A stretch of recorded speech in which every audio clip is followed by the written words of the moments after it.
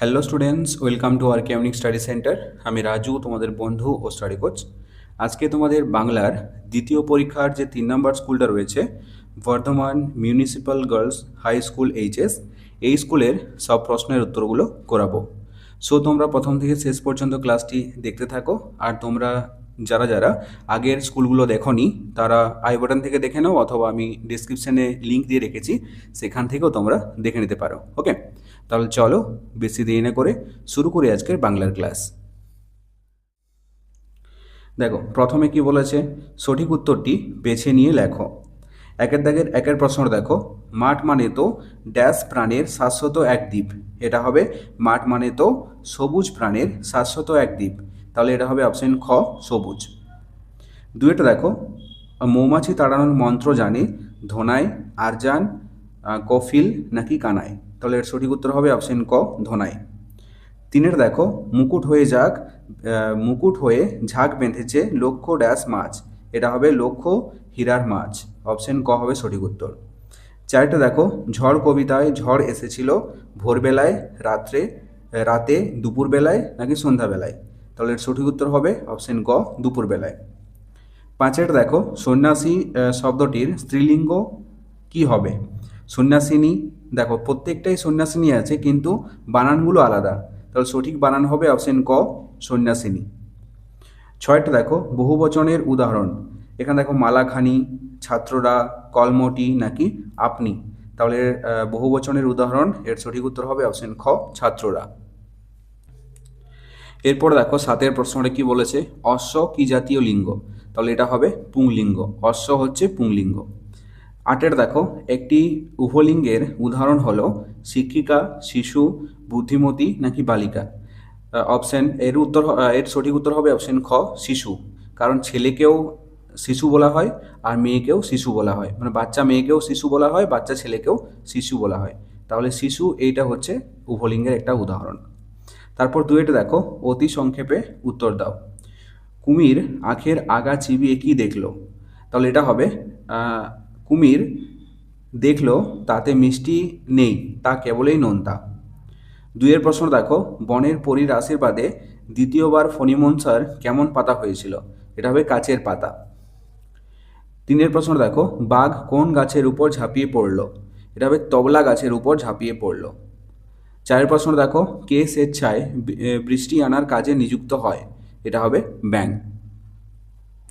এরপর তিনে দেখো কি বলেছে, অতি সংক্ষেপে উত্তর দাও। তিনে দাগের একের প্রশ্ন দেখো, কবি কাজী নজরুল ইসলাম রচিত গানগুলিকে কি বলা হয়? আমরা সকলেই জানি নজরুল গীতি বলা হয়, তাই না? তিনে দাগের দুইয়ের প্রশ্ন দেখো, সূর্য কখন ডোবে ডোবে করে? সূর্য কখন ডোবে ডোবে করে? এটা হবে সন্ধ্যাবেলায়। তিনের প্রশ্ন দেখো, মায়াতরু কবিতায় সকাল হলে কি থাকতো না? এটা হবে মাছ থাকতো না। তিনে থেকে চারের প্রশ্ন দেখো, ঝড় কবিতায় শিশুর দলের কোথায় পালিয়ে যাওয়ার কথা বলা হয়েছে? এটা হবে ঝড় কবিতায় শিশুর দলের ঘরের কোণে পালিয়ে যাওয়ার কথা বলা হয়েছে। এরপর দেখো চারে কি বলেছে, সংক্ষেপে উত্তর দাও। চার দাগের একের প্রশ্ন দেখো, অনাবৃষ্টির ফলে মানুষ, গাছপালা, পশু পাখির কেমন অবস্থা হয়েছিল? তাহলে এর উত্তরটা দেখো, অনাবৃষ্টির ফলে মানুষ, পশু পাখি, গাছপালা সব ধ্বংস হয়ে গিয়েছিল। এরপর দেখো চারের দাগের দুইয়ের প্রশ্নটা কি বলেছে, গোরান গাছের ফুল দেখতে কেমন? ট্যাক বলতে কি বোঝো? তাহলে এই প্রশ্নগুলির উত্তরগুলো দেখো। প্রথম প্রশ্নের উত্তরটা লিখবে, গোরান গাছের ফুল দেখতে হলুদ রঙের। আর ট্যাক শব্দটির অর্থ কি?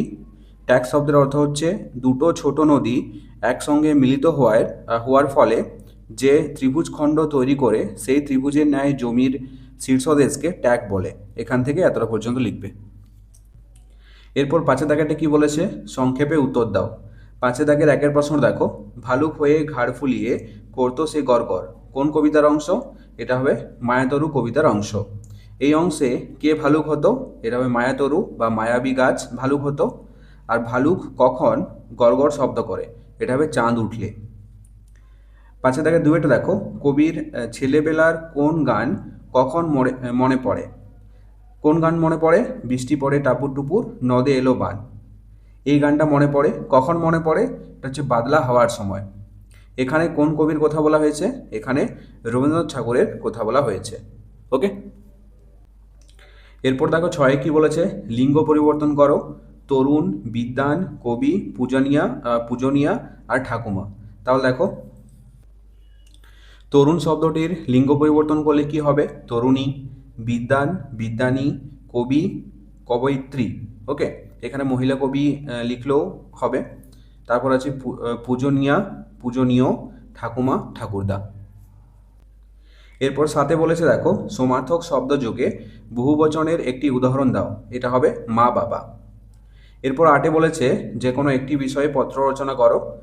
8 দাগের 1 কি বলেছে দেখো, বিদ্যালয়ের ছাত্রাবাসে লেখাপড়া কেমন চলছে তা জানিয়ে মাকে একটি পত্র লেখো। আর 2 বলেছে গরমের ছুটি কেমন কাটিয়েছো তা জানিয়ে বন্ধুকে একটি পত্র লেখো। তাহলে দেখো এই দুটি পত্র রচনা আমি তোমাদেরকে ভালো করে লিখিয়ে দিয়েছি, তোমরা দেখে নাও।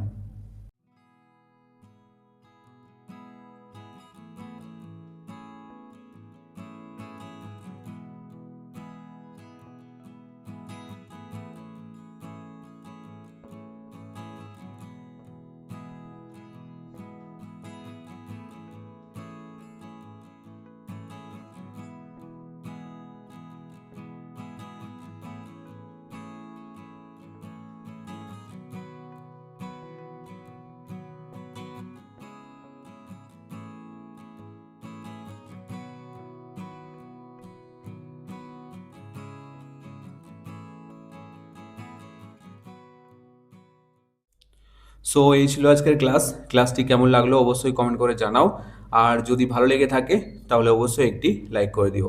আর ছোট্ট বন্ধুরা, তোমরা যদি আমার চ্যানেলে নতুন হয়ে থাকো তাহলে অবশ্যই সাবস্ক্রাইব করে পাশে থাকা বেল আইকনটিতে প্রেস করে রাখো। চলো, দেখা হচ্ছে নেক্সট কোনো ক্লাসে। ততক্ষণ পর্যন্ত বাই বাই, টেক কেয়ার।